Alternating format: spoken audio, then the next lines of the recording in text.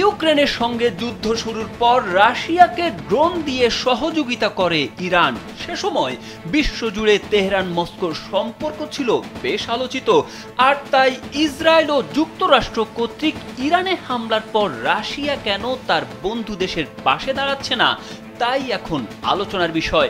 সবারই প্রশ্ন, ইরান যখন মিত্র রাষ্ট্রগুলোর থেকে সরাসরি সহায়তা আশা করছে তখন রাশিয়া কেন নিরপেক্ষ অবস্থানে রয়েছে?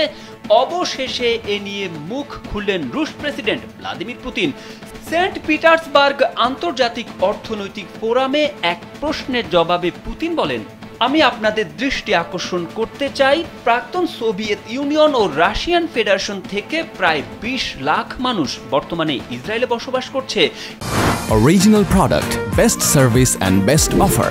Your right choice, Transcom Digital.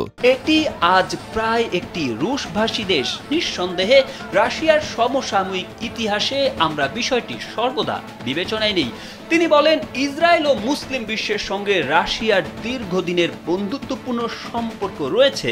পাশাপাশি রাশিয়ার মোট জনসংখ্যার 15%ই মুসলিম, যা রুশ পররাষ্ট্র নীতিতে গুরুত্বপূর্ণ প্রভাব রাখে। রাশিয়ার বিরুদ্ধে মিত্রদের পাশে না থাকার যে সমালোচনা উঠেছে তা উড়িয়ে দিয়ে পুতিন বলেন, এসব হচ্ছে উস্কানিমূলক প্রচারণা। রাশিয়া সব সময় আরব ও ইসলামী বিশ্বের সঙ্গে বন্ধুত্বপূর্ণ সম্পর্ক বজায় রাখে।